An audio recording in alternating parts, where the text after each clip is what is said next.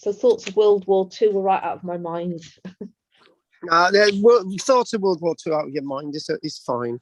Anyway, we are started. We are starting. We're going to do 1 hour precise from now, this minute. Okay, let's do that then. So do you know what? I was driving along yesterday, and I just thought, right, we are doing the home guard today. I said last week that we'd be doing the Volkssturm and the German home guard, and we'd be looking at the British home guard, right, and the differences. I actually did think then, which is probably taking us off a little bit of tangent, right? I thought it would be absolutely fascinating as well the following week to look at assassination attempts on Churchill, Hitler, and Stalin. Oh yes. What about Mussolini? We'll do Mussolini. As well, because I mean, he must have had Paul Mussolini, Churchill.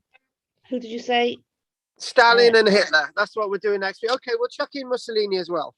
Seeing as how he's the poor relative, we can't leave him out, can we? He's the poor relative of everyone, really. He took one for the team, didn't he? The thing is, right, Mussolini in a way was the original dictator. He was the dictator before Stalin and Hitler. What kind of? I think he fell into it, didn't he? Yeah. I think he woke up one day and said, "Do you want to be the dictator, Mussolini?" Oh, no, not really. I don't fancy that as a he job. Was quite a fashionable sort of Italian, wasn't he? And I think he kind of went along with... I've fallen into things in my life. Yeah. So you're in deep with Yeah, you just met Tom. Paving system under the Garth, isn't it? Christ knows what went on under there. Oh yeah, exactly. Christ did know. So anyway, let's just crack straight into it, and we're gonna have a little bit of a screen thingamajig, and we'll just I think what we'll do, we'll have a load of images before as we start, and that'll be the good thing to do. But as we start, it would be nice to see whether you got some homework from last week.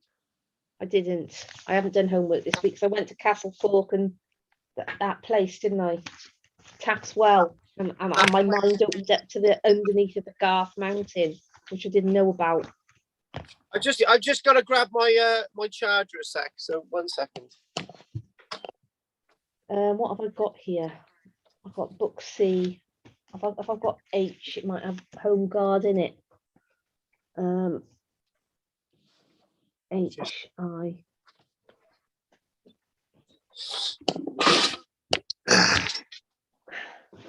Right. Anyway. Yeah. Well, there's obviously we'll come back to we'll come back to all the things that we were doing, i.e., Italy and Finland and Germany and all the rest of it. In a few weeks' time. So I understand you can't do next week. Is that correct? That's right. Right. So, what else might the home guard being called? Yes. Home safe. No, they haven't got the home guard in here. Right. So home guard. Right. So we're looking at the two home guards: the home guard of Germany and the home guard, which is showing of good old Britain. So. I got my tea in front of me. So there's a couple of articles of the week that we're looking at, and I don't know if we'll get through it all, but it'd be nice to look at some key dates and a little bit of comparison. And the home guard is a reaction from Britain and the German authorities, not only to the way the war was developing. When you look at both home guards, you see what situation the countries are in when the home guards are created. So just as you look at this image, the British home guard, very early on, when the call is made to create the home guard, we should look at the dates and all the rest of it in a short while. You can see that they're all armed with a rifle and they've got a tin helmet on, and that's it. Gradually, as the war unfolded, they would be issued with more and more kit, and eventually they would have a full uniform. However, the Volkssturmen, which was created as the German Home Guard, was created towards the end of the war. And to be honest with you, it shows the times. They just were not equipped. Germany did not have the equipment towards the end of the war to equip their own Home Guard.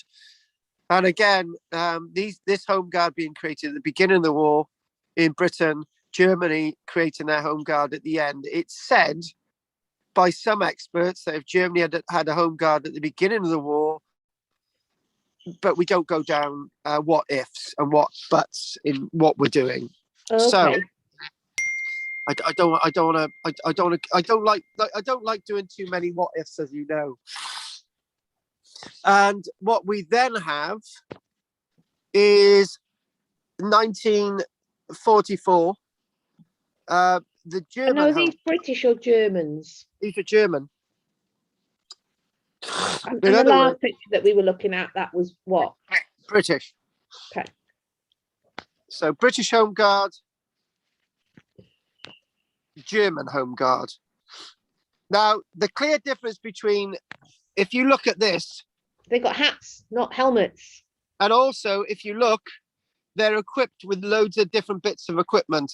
In other words, they actually raided their own museums to arm themselves. This is how desperate Germany was in 1944. They were absolutely desperate. I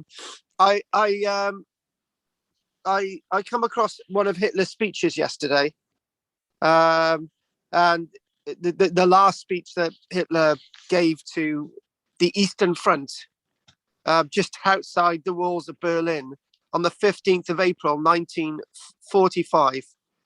And he was basically saying, you know, you're the last ditch defense for Germany, and don't fail. And this was just 2 weeks before Adolf Hitler was no more. So, you know, everything, all the comparisons, it's very good to compare, as you know, and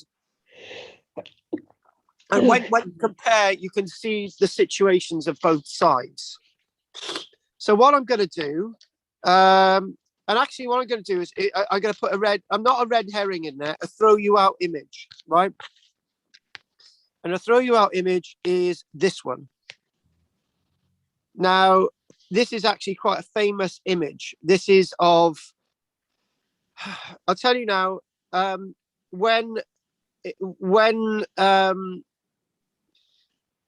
it was found out that Adolf Hitler had committed suicide, instantly overnight 7,000 German people committed suicide in Berlin, just like that. And this is one of the this is a senior member of the Volkssturmen, the German Home Guard, and you can see a picture of Adolf Hitler behind him.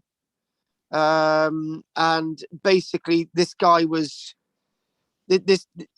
I think a bad word to use is fanatic. This guy believed in the ideal of Nazism, right? Which again is very different from the ideal of fascism, right? People didn't hang themselves because Mussolini had been captured. You know, they were very upset naturally, but they weren't fanatics. I think over the months, what we need to do is unfold what Nazism is about. Nazism is actually could be said to be a religious belief. Fascism, fascism is a political ideal. Two differences. Communism could be said to be a religious belief as well, particularly Stalin's communism. With them all. What's that? There's crossovers with them all, really. Yes. And do you know what I'm going to say quickly is that Nazism is the name for National Socialism. Yes. Well, hang on a minute. Communism, socialism. Yeah. Anyway, I just thought that would be a little bit of a start, but this is really nothing much to do with the Home Guard, right? No, it's not. Well, it's a whole other subject. But look, I got my diet, got me thing out now. So what I'm going to do is I'm going to. Do you know what I'm going to do? You do know a little bit about the British Home Guard because of Dad's army. So I wasn't going to do this first, but we're going to actually look at the Volksstrom. Wait a minute. Okay. We're going to look at the Volksstrom first. I just found one of my history projects in that book from when I was a kid. Oh God, I'm gonna blow my nose. That's too much to believe. Too much for me. Didn't know I did it. So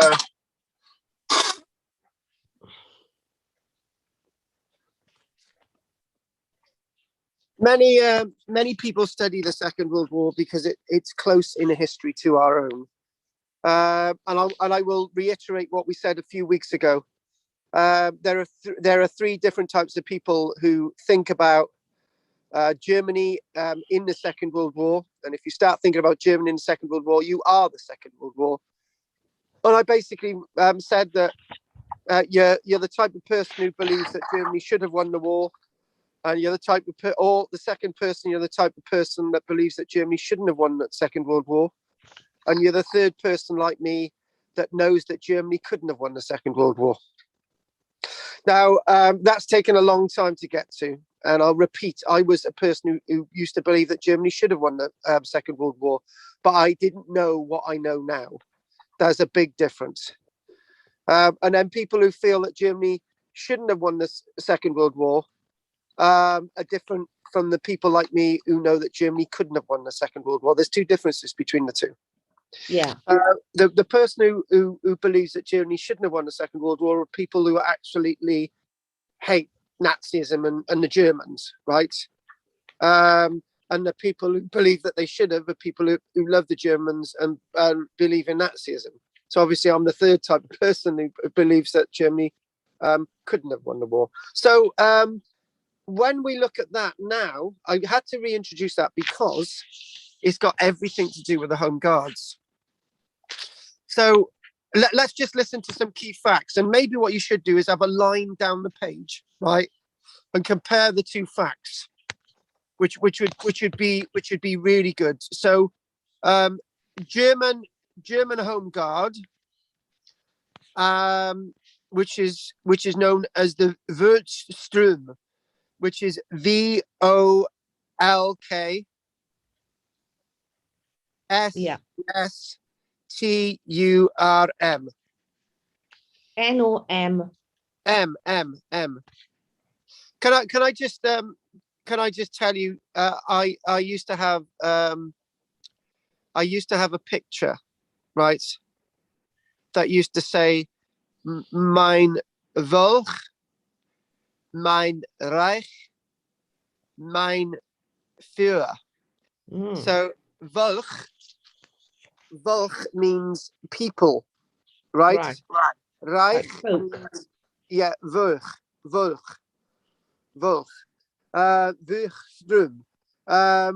Volk means people, Reich, land, Lebensraum, identity, place, and Führer, obviously leader, right? Just you're going to chuck another red herring in, right? The title Führer was used by more than just one type of person in Germany at that time. Führer means commander. Führer means, so other people were known as Führer. Yeah. Yeah. So there was only the Führer, but there were other titles, General Führer, Lieutenant General Führer, and all the rest of it. So Volksstrom means people's army, people's storm, basically stormtroopers. People's stormtroopers. That's what Volksstrom means. The people's army. Now, key facts was a national military, right, Home Guard, which was actually set up and supported by the Nazi Party, right? And not the German army. Now, there's two differences there. Our home, right, on the other page, on the other bit of the page, British Home Guard. Our Home Guard was supported by the German. Got that wrong. Our Home Guard was supported by the British Army, right? The German Home Guard was supported by the SS and Nazi Germany. That's what funded it. That's what equipped it. Because the main German army wasn't interested. The main German army wanted to get itself out the war whatever way it could. In other words, the German army by 1944, the only thing the German army wanted to do was to survive. Any little schemes that the Nazi Party had, they were distancing themselves from. At that point in 1944, the Wehrmacht, the German army, were aware of what was going on in the concentration camps, because as the German army was retreating, they were coming across Belsen and they were coming across Auschwitz. The German army hadn't known about those things. No, never say that. Never ever say that. The German army was aware, but most of the rank and file were just happily fighting on the Eastern Front or the Western Front. And as they were retreating, I've not come across a story that I'm just going to come out. This is all relevant. I would have been, if I was German, and I would be fanatically wanting to make sure that Germany survived the war, the Russians, I would have thought the same as everybody else, right? Because they were the enemy. I'm fighting to make Germany survive. Yeah. Now, if personally, right, I've been thinking this a lot recently. If I was retreating and I come across something like Auschwitz, and I was an officer, the first thing I would have done was to have asked the commander at Auschwitz what the hell was going on, right? Why are you? And there were prisoners of war at Auschwitz as well, and some men that had surrendered to me, and I'd say, "What are you doing? What's going on? This is not what we're fighting for, right?" No. I think in my grey matter, there were German soldiers that actually fought like that. And the first thing I'd have done was distribute my troops within that concentration camp to help the people with what was going on. That would be my ideal, because at the end of the day, I was meant to be helping these people, right? So there must have been people who fought like that. But as you're retreating, right, and now this is what I'm saying, Rosamund. Truth is coming out, yeah. Yeah, the Volkssturm, right, was to defend an ideal which was crumbling, Nazism. Nazism was dying, right? Nazism at that point had most of its allies in Europe turning against it, like Romania. Romania had been a staunch ally of the Germans, and now it was turning against them. Everybody was turning against Germany at that point. All its allies were turning away. So the German component of the combined German Wehrmacht armed forces were not to do with the Volkssturm. And we need to make that clear. It was under party orders of Adolf Hitler that the Volkssturm was to be created on the 25th of September, 1940, no, 1941, no, 1942, 1944. It was created in 1944, the 25th of September, 1944. Rosamund, the war was going to be over within months. It was too late. Yeah. There were already Russian soldiers crossing bits of the German border. There were allies crossing bits of the German border at that stage. It was over. The game was up. It was staffed by people were conscripted into fighting in the Home Guard. Right, they were conscripted. All males between 16 and 60. Who were not already serving in the military unit had to fight in the Volkssturm. But unfortunately, they found out that there were very few people available to fight in the Volkssturm.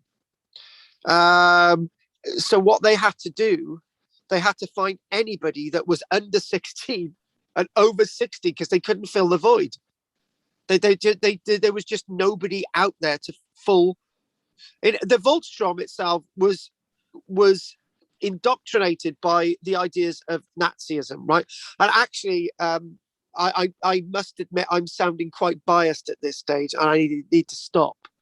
For the Voltstrom units fought unsuccessfully futile battles against the Allied forces at the end of the war and on several occasions. And basically what we're seeing is that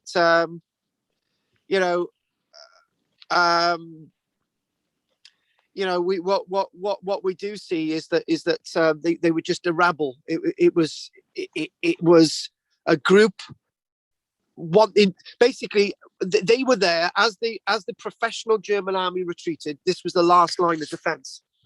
This was it. There were members of the Hitler Youth, and actually I'm gonna put women into this now. Women were actively involved in the Voltstrom because they were not able to fight in the main German army, except that is in fact not completely true. There were Luftwaffe pilots who were females.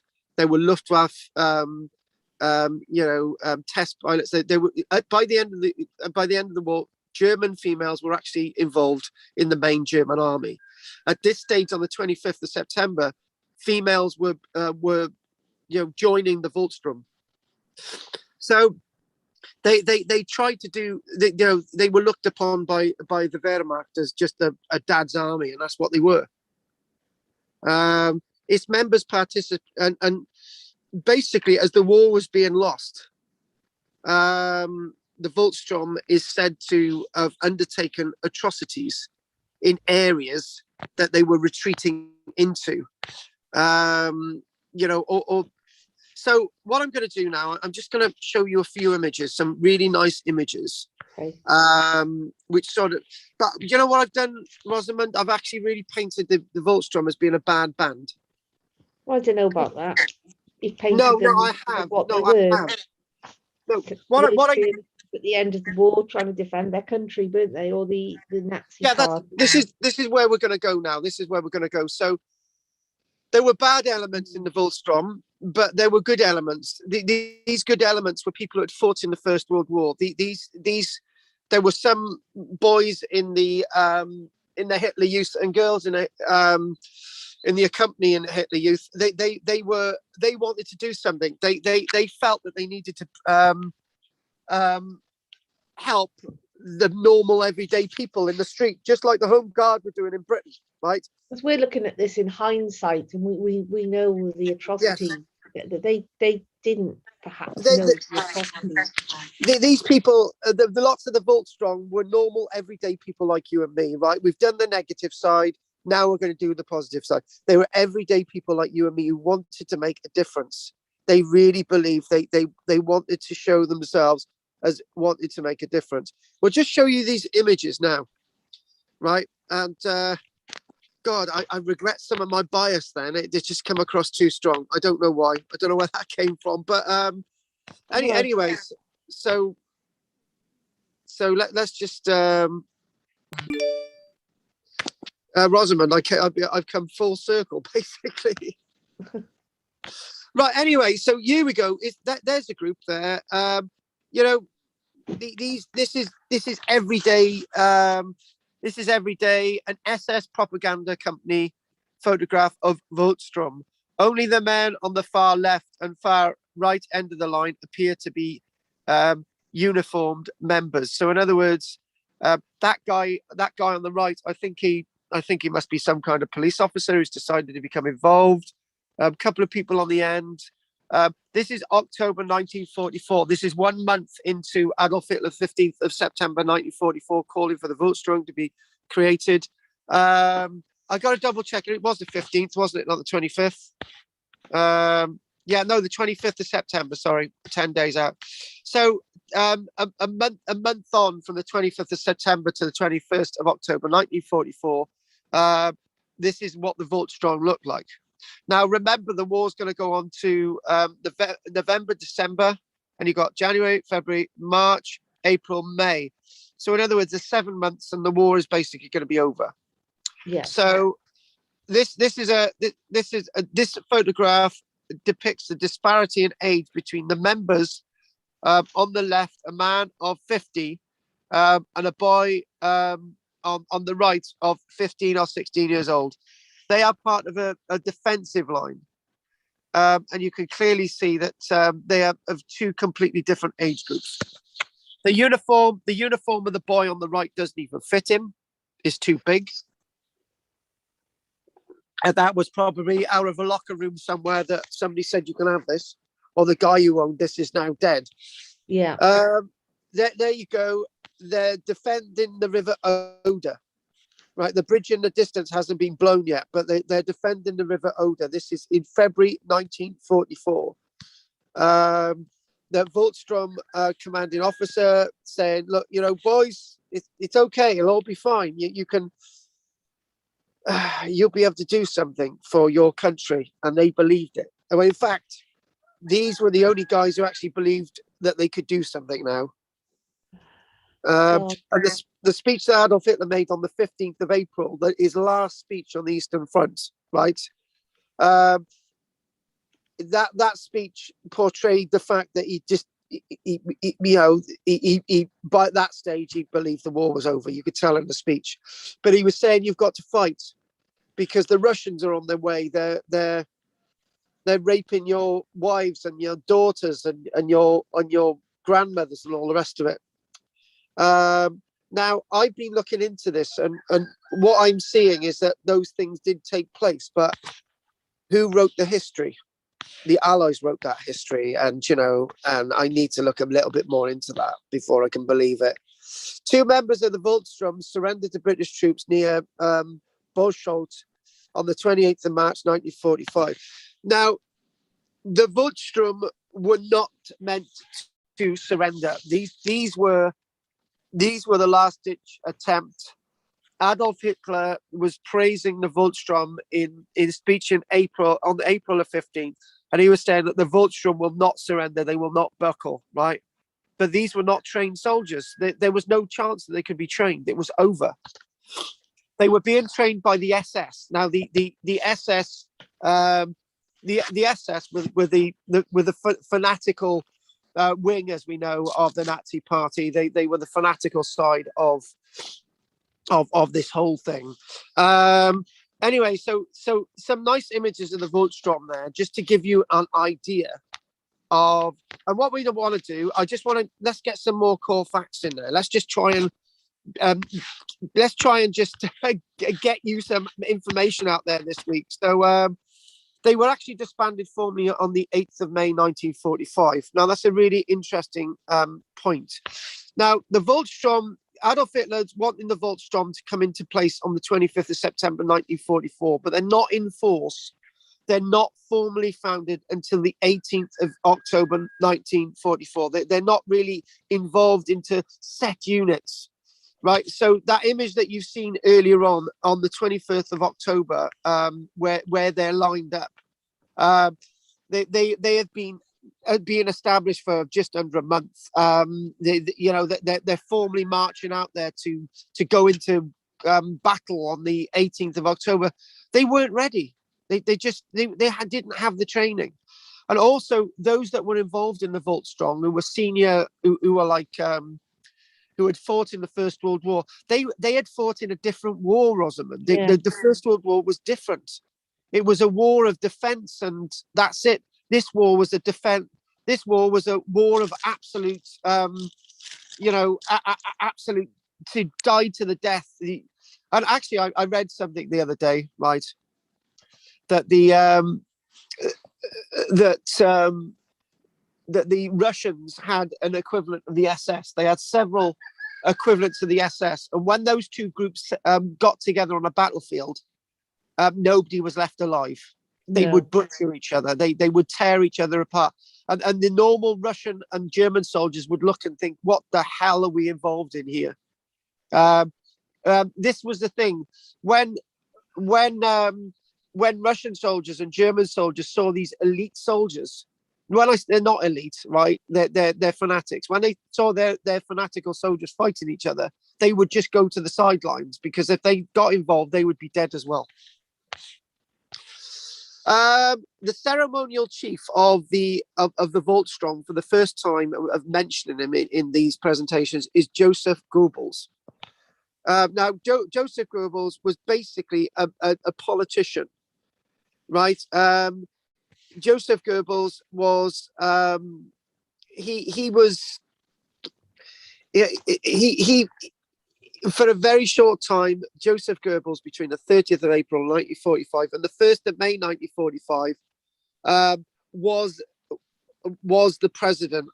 He was the Führer of Germany for basically 2 days, and then he, his wife, and his children took cyanide tablets and all died in the Führer's bunker as well. He was a fanatic. Joseph Goebbels was a fanatic. He was Adolf Hitler's closest confidant, and it was only Joseph Goebbels who could actually be the ceremonial chief of the new Volkssturm. It said that the Volkssturm would be the guerrilla forces of Germany, and the Volkssturm took its ideals not just from the Nazi ideals, but from earlier times. In the old Prussia, the old Germany of 1813 to 1815, a guerrilla army was set up to try and kick Napoleon out of old Prussia, Germany, the era of Germany. So that's where they took their inspiration. So it was a last resort. And interestingly enough, it was Adolf Hitler put this forward, right? He got Joseph Goebbels to be the one to get all this moving, but it was nothing to do with the German army, right? However, the original proposal actually was brought forward by a very successful German commander known as Heinz Guderian. And actually, do you know what I'd like to do in the not so distant future is German generals who actually served in the later German army of West and East Germany. Lots of German generals survived, and they went on to fight again for a new army. That's your career, isn't it? Yeah, in fact, a lot of British generals went on, I suppose, too. Yeah, exactly, after the war, but that's something else altogether. But anyway, Heinz Guderian thought that he basically thought the army did not have enough men to resist the Soviet onslaught. This was suggested at the beginning of 1944, but it was initially rejected, right? It was initially rejected. And actually, can I just give you one little fact? I don't like ifs and buts. If there had been a home guard in place, 5 years earlier, it may have stopped the Russians long enough for the Russians to go to the negotiation table. Germany would have still lost the war, but I would say that by the time that Russia headed into Germany proper, by the end of 1944, it was on its last reserves. It wouldn't have had the reserves for the Volkssturm. Would it? If it didn't have the, it wouldn't have. It wouldn't have. That's the point. There were half a million people enlisted in the Volkssturm in the few months that it was there, right? And the point is I don't do hindsight. I don't like doing hindsight, right? But I've always felt it unusual that there was no home guard in Germany until very late. This is a fanatical country. Why they didn't have a home guard earlier on, I don't know. It doesn't add up. I think what it was is that Germany felt it was going to win the war, right? Yeah. And I'll say this as well. By 1945, by the end of 1944, Germany could not win the war, right? Germany had already lost. As far as I'm concerned, Germany had already lost as soon as it invaded Poland. That's my thing. So I don't need to go any more. I don't need to go any further on that. But even German generals realized at D-Day, the 6th of June, they realized that there was, I don't know if I've mentioned this, there was one famous German general that looked at the Allies as they were landing. And the German general said to his adjutant, he said, I didn't even have an army like this when we started the war. We have lost the war. Because what he could see, he said to his adjutant, he said, we never had these resources, even invading Russia, right? And he realized then that they'd lost. Because the Allies had more armor and more everything on the beaches at D-Day than Germany had in the whole of France. And that was on the first and second day. There was more equipment on those beaches than Germany had in the whole of France. So this is the point. When you look at the Voltstrom, you can also see that there weren't going to be the weapons to arm the Voltstrom in the first place. They weren't there. So additional categories of men who were called into service, including those in non-essential jobs, they were conscripted. Those previously deemed unfit, overage, underage, and those recovering from wounds. The Voltstrom had existed on paper since around 1925, but it was only after Hitler ordered Martin Bormann to recruit 6 million men for his military, that the group became a physical reality. But this was after the call was made on the 25th of September 1944. It was so last ditch. The intended strength of the Voltstrom was 6 million, right? It only managed to get to 500,000 because that's all they could find.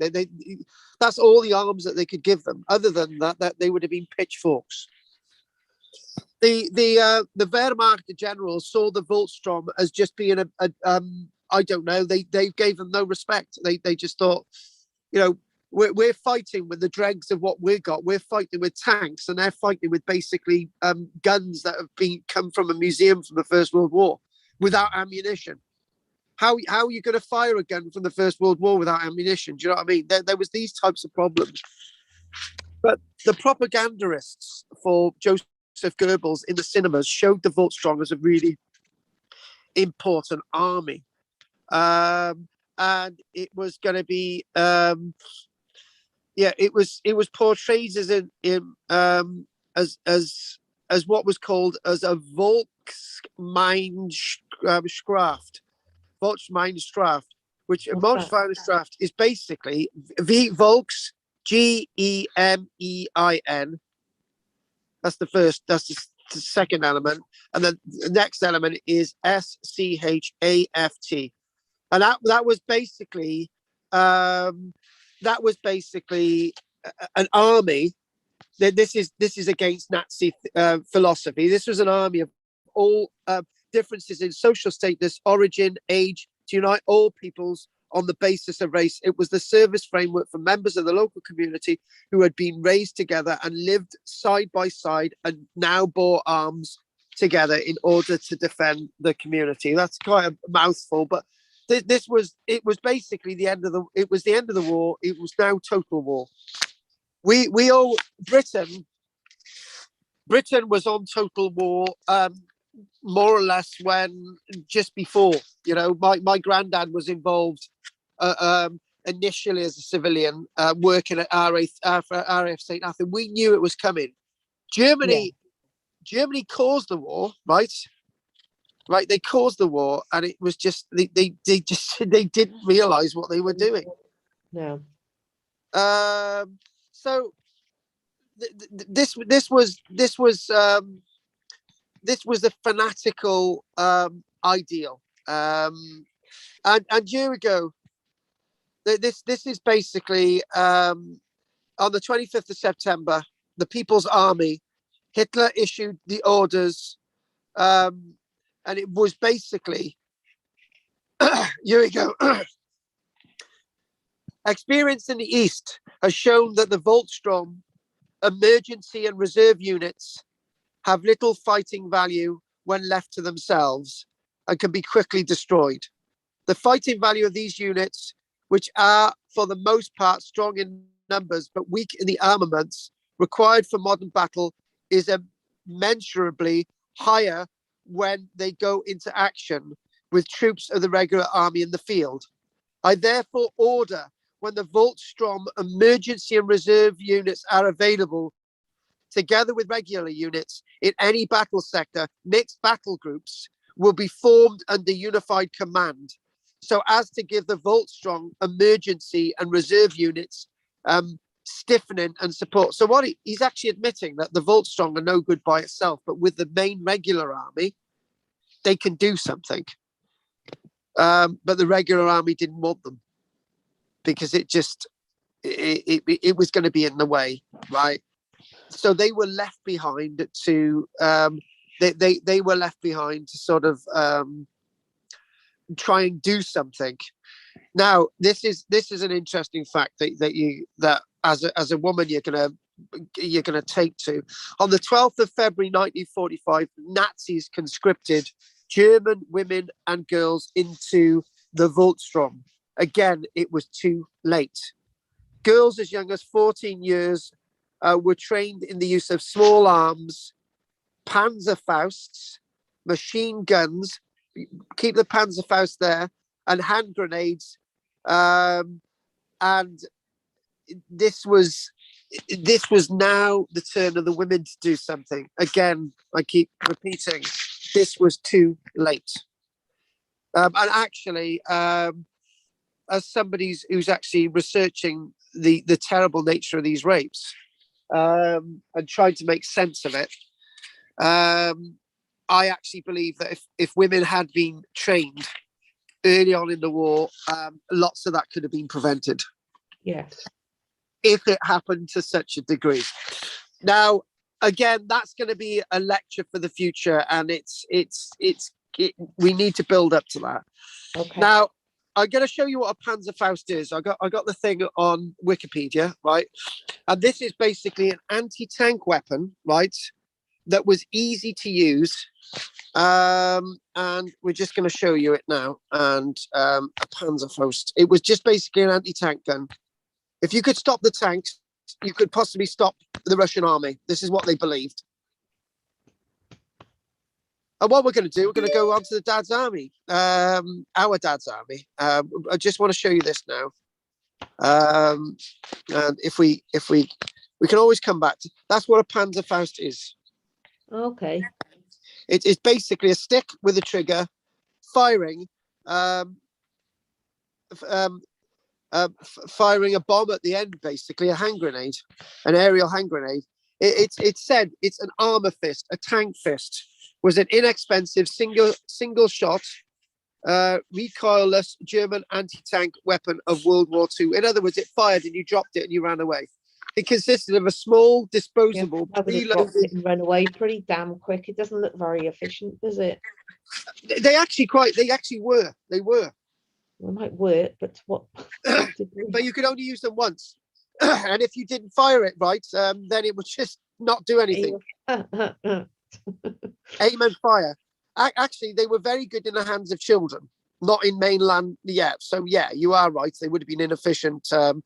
You had to get up close as well. Sorry to laugh. Like something off one of those 1950s alien movies, doesn't it?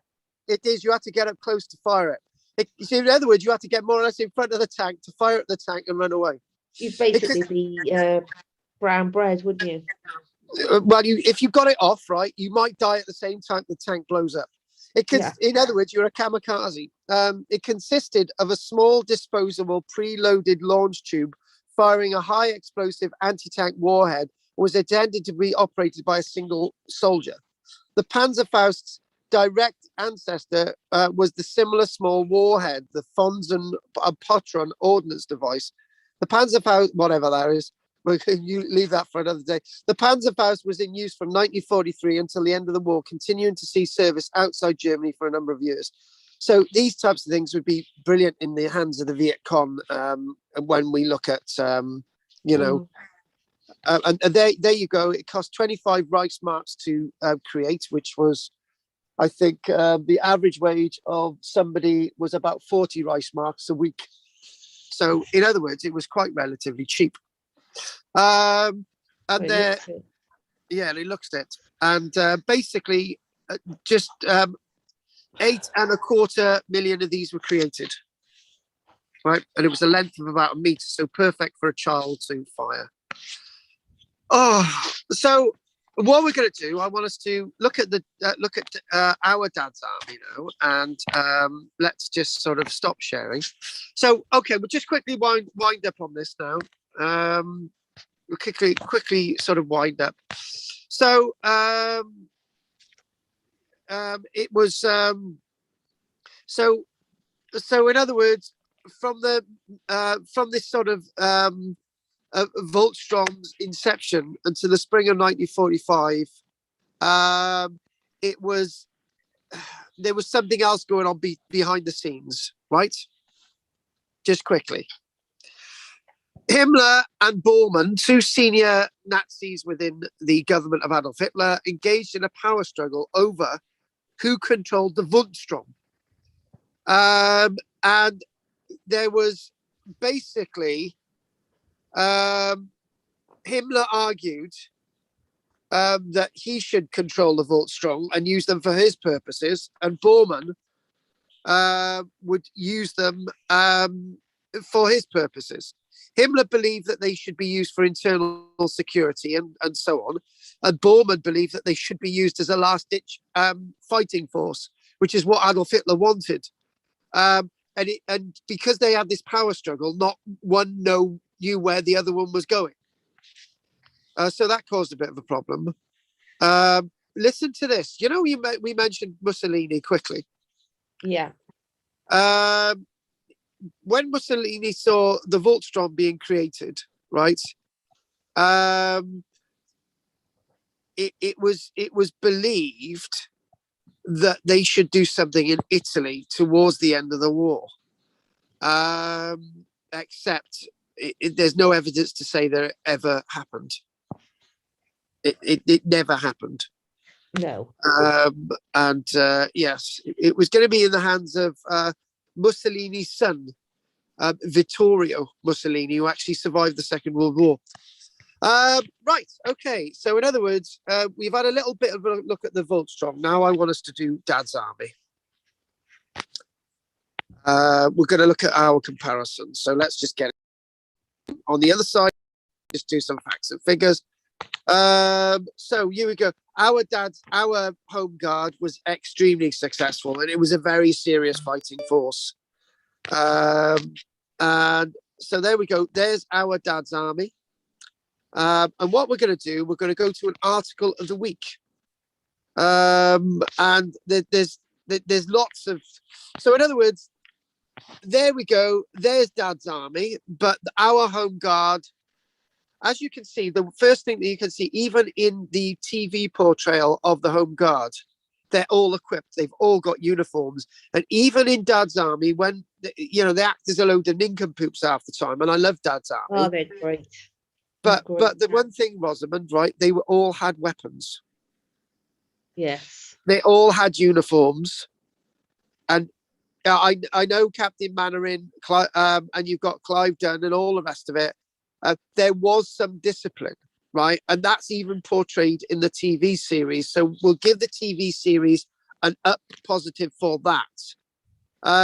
Eventually, they were all equipped. They've got order, they've got discipline, they're in ranks, even from early on. And they've got a sense of pride. Now, we are going to say that the German Voltstrom had a sense of pride. Yes. But it was too late. It was fanaticism. There you go. The Voltstrom had nothing like this. They weren't equipped like this. Now, again, if the Voltstrom would be there, the other thing as well is, right, I'm just thinking, like, on next week, we're going to do assassinations. Yes. Maybe the reason why there wasn't a home guard, and I'm just chucking this out there, this is my thoughts, it would have been an extra army within Germany. And if if, for example, as happened, things were going wrong, the Voltstrom may have been used by somebody who wanted to get rid of the Nazi party. Because at the end of the day, the Voltstrom, if you were SS, if you were a complete fanatic, you would have joined the SS already, right? The Voltstrom were a people's army who had different ideas. And they might not have known what was going on with concentration camps and things like that. And if that had sort of leaked out to them, why arm the people that you're trying to defend? And it also keeps them down, doesn't it? Yes. So you can see that's my point of view, right? That's my bit of my point of view. So here we go. This is rather interesting. This is a chap. An article in the Mirror, our dad's army. Here we go. Peter joined the Pullham Market Home Guards when he was just 17. In some Home Guard units, there were thousands. There were tens of thousands, right? They just, in other words, they all enlisted. The British Army was the British Army. We were teetering on the edge. We didn't really have an air force. We were trying to build everything up, and we had runways without any aircraft. That was how bad. We and people felt they needed to do something. And when people were asked to collect scrap, copper, and aluminium, and all the rest of it for the war effort, people knew things were desperate. So they joined this Home Guard. So this guy, Peter, 90, joined the Home Guard when he was 17. And he said it was serious business, unlike the show. I disagree that the show... I actually believe that the Dad's Army, the TV series, does actually show a serious nature. Yes, it does, but it was a comedy, I suppose. That's what... Yes, it was. In other words, there was always some order in every single episode. For many of us, watching reruns of Dad's Army is nostalgic. Not to mention funny, but for Peter Blackburn, the show brings more than just the laughs. There you go, he's hit it on the nail. As the last surviving member of the Pullham Market Home Guard, there's no one more qualified to talk about it, what it was like to be in the real Dad's Army. Here we go. It was helping to run my family farm, so I was spared going off to war. Farming was counted as essential industry. I signed up to the Home Guard in the British Army as soon as I turned 17. There we go. The Home Guard in the British Army. Did you see that there? Yeah. That's very different than the Voltstrom. As soon as I turned 17, and 2 days later, I was on my first training mission. Truthfully, I really wanted to get into the Guard because I always loved shooting. Why not? The Home Guard, initially called Local Defence Volunteers, the LDV, was made up of those too young or old to go away to war, or those in reserve occupations like himself, farming, coal mining, and shipbuilding. Made up of over 1.5 million volunteers.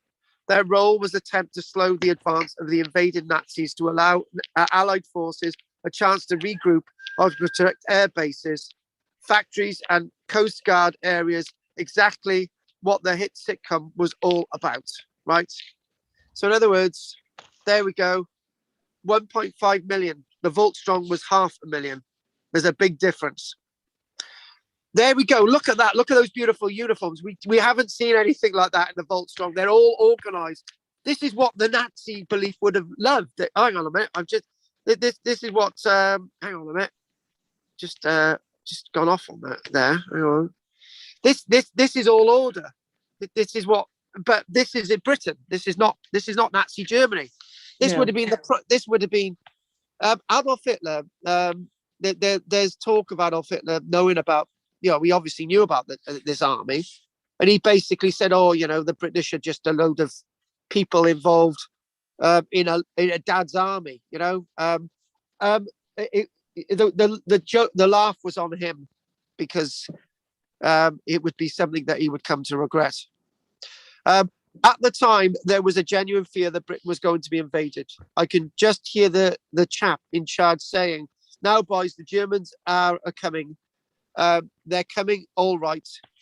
it would have been so easy for the Nazis to get ashore on our beaches, especially on the East Coast. But they would have acted as a defense. Just like Pike in the TV show, Peter was the youngest officer in his own guard. Many of his fellow guards had fought in the First World War. But unlike the show, age did not get in the way of professionalism. The training missions were a bit more serious than they are in the show. The First World War guys were a stickler for army ways. So there we go. They were disciplined.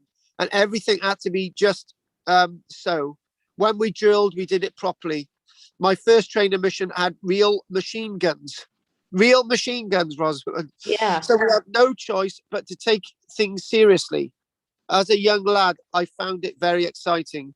Hours on the farm were long and exhausting, but with so little food available to the public, farming was more important than ever. On many occasions, Peter found himself out on a long night's training exercise before going out at dawn to milk the cattle and begin work on the fields. It was tiring and hard work, but there was a real sense of camaraderie and everyone was doing their bit for the war effort. To be honest, you didn't really think about it. You just got on with it. Again, it's not fanaticism. This is just doing your bit. That's what they said, you're doing your bit. Peter, who had grown up shooting on the farm, found the training mission exciting. The Home Guard learned how to use bayonets, hand grenades, rifles, camouflage, compasses, and radios. Compasses, We were told. that's important. Yes. Go on.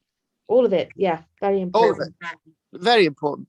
We were told that if we captured any German prisoner, we would have to put a bayonet or a rifle bullet into them, as we didn't have room for prisoners. But there's no way on earth us farm boys could have done that. I couldn't set a bayonet into a rabbit, let alone anyone else.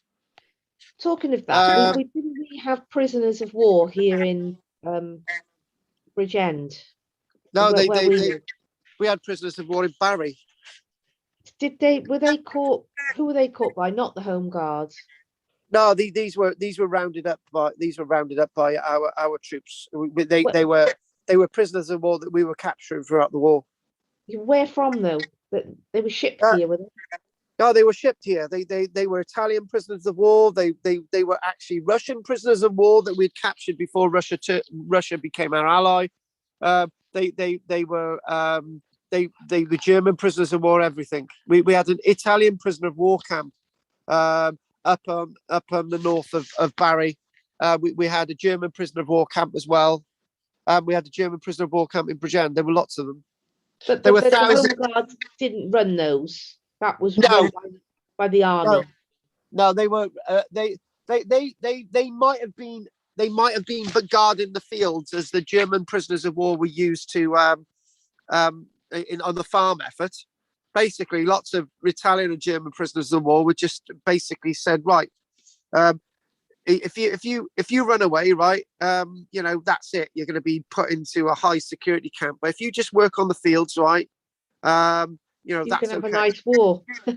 Yeah, you'll have a nice war, and you'd be looked after by the Home Guard, but not the prisoners of war camps were not looked after by the Home Guard. You might have Home Guard sort of keeping an eye on them, right? That's what would happen. Okay. So here we go. We've got other little stories there that were sort of going to be carrying on. The threat of invasion was very real, as we said.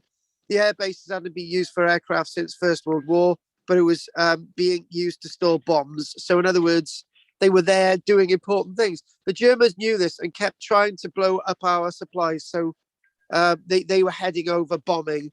And it sort of gives a little bit of the story. So after the war, though the majority of his time in the Home Guard was hard graft, Peter does remember the occasional incident that was reminiscent of Dad's army. Once we were doing rifle practice on a load of smoke bottles. We'd lined them up and we're having a tremendous time shooting them. The smoke was everywhere and we couldn't see anything. So in other words, they did take things very, very seriously. This was a proper militia. This was a proper Home Guard. This was something that was very, very important. So what we're going to do now, we're going to look at just a few minutes of facts.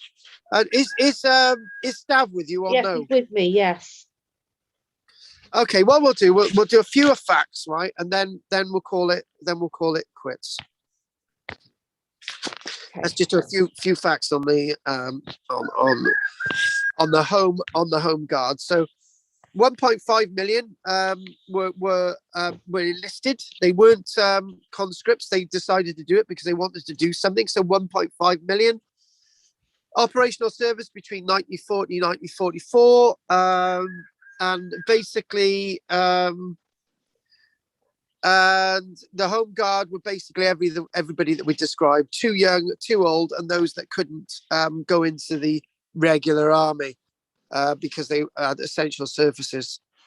Secondary Defence Force, I think they would have at least held the Germans back for a short while, which would have been what they were actually used to guard key installations in London, for example. You know, not prisoner of war camps, but they would have been used to sort of in dockyards, and they would have been used on piers, you know, Brighton Pier and all these different things, right? So they would have been used there. Yeah. So the home guard were to try to slow down the advance of the enemy, even by a few hours, and give the regular troops time to regroup. They were also to defend key communication posts and factories in rear areas against sort of paratroopers. You know, there was this sort of thing that paratroopers may have come down at any moment, so they would have just kept things in check. So they would have kept an eye on airfields, factories, and explosive stores. And even they were active. They were active really until 1944. But what happened after late 1944? They were basically stood down. They were when they stood down, they were no longer needed. But they weren't formally disbanded until the 31st of December 1945. Bear with me a sec.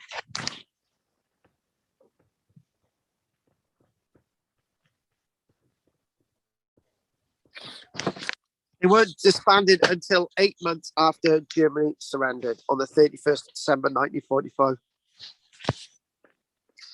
So obviously they eventually ended up with all the equipment that they needed. We've given an idea what they did. And to be honest with you, it was, you know, it was thought that maybe that they could enlist 100,000 men, but they ended up with 1.5 million.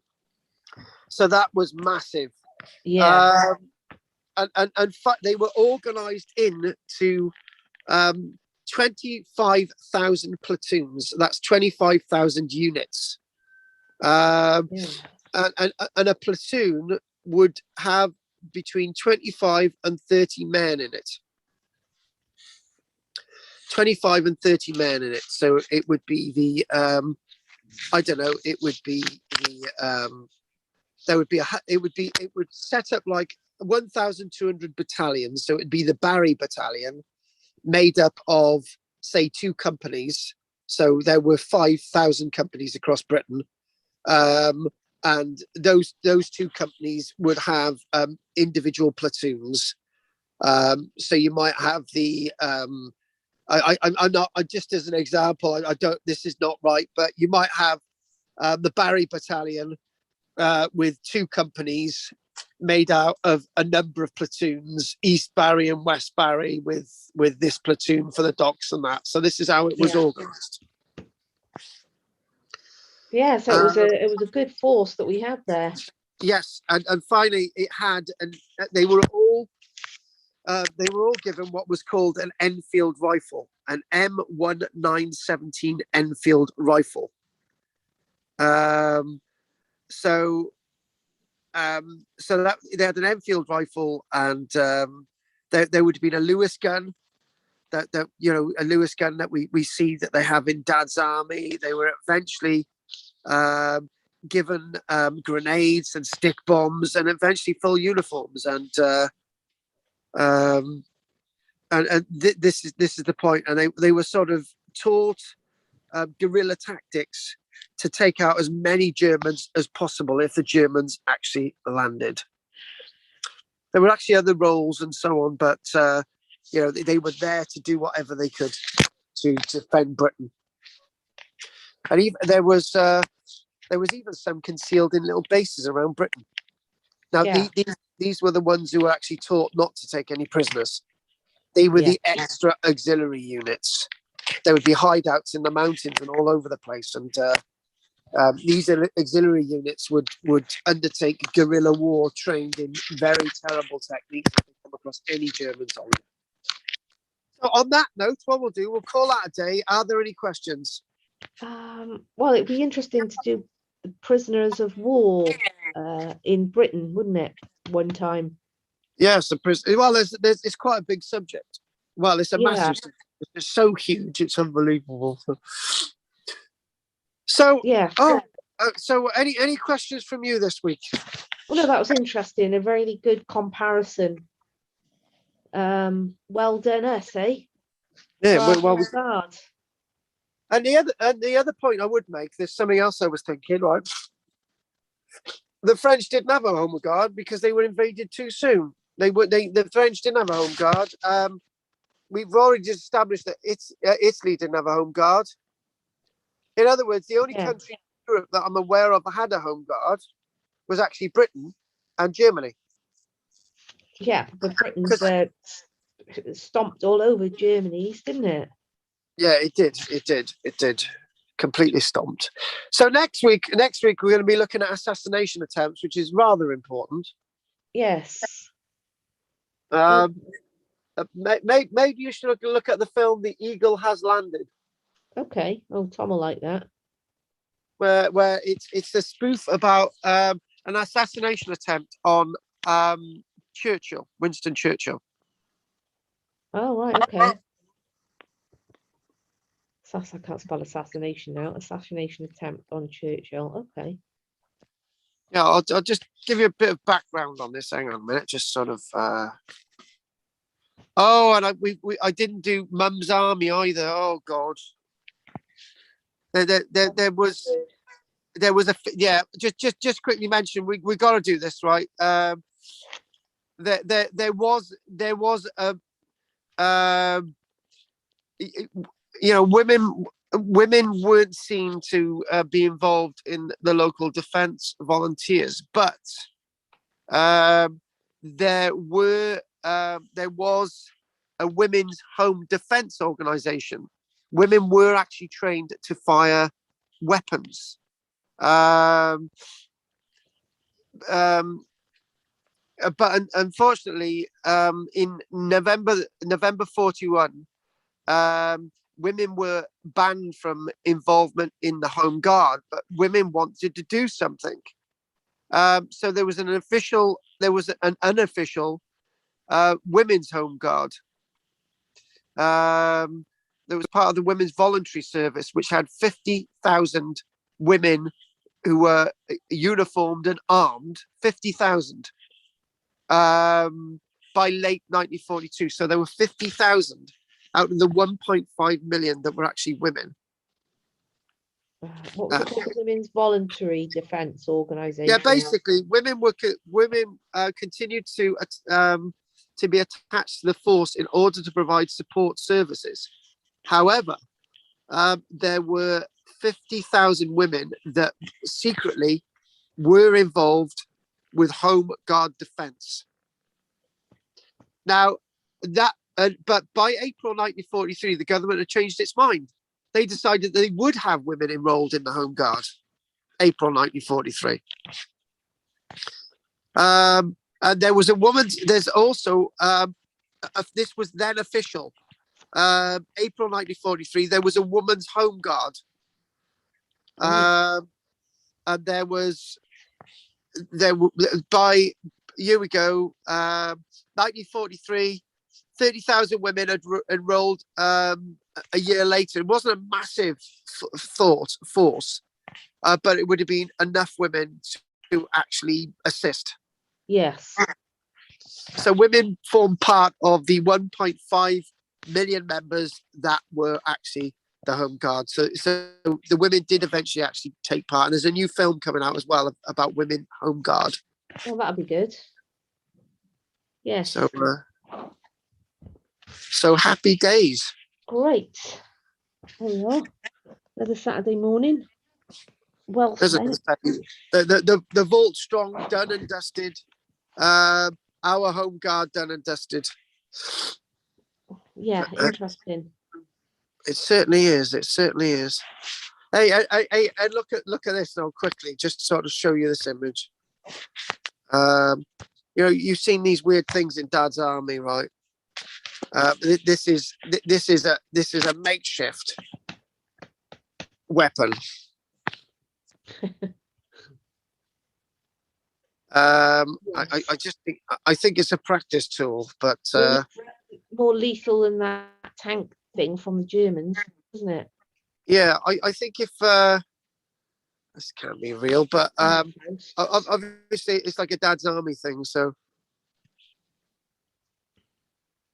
Yeah, well, it, that it, looks more efficient, it looks vicious, doesn't it? and they wouldn't lose their people from having to run away from it being blasted, would they? Just set light to that and run away. Oh God. So what we're going to do, we're going to call that a day with you today. And Alrighty, I shall take you to Stavros Christopher. Stavros Christopher, is it? So that's good. Stop Yeah. sharing. Stavros Christopher. Stavros Christopher Swamble. Swambo! I'll take you to via the old relic if he's awake. I don't think he is. The old relic. He's asleep. It was what? Is he had a hard night? Good morning. Hello. It's we been are a off hard Friday day's night, but I've been working like a dog. Hello. Oh, by the way, we got to stop the blooming screen share thing, haven't we? We got... Anyway, thanks for liking and subscribing. Rosamond, are you still there? No. Oh, she's gone, has she? Right, okay. Yes. Anyway, say goodbye for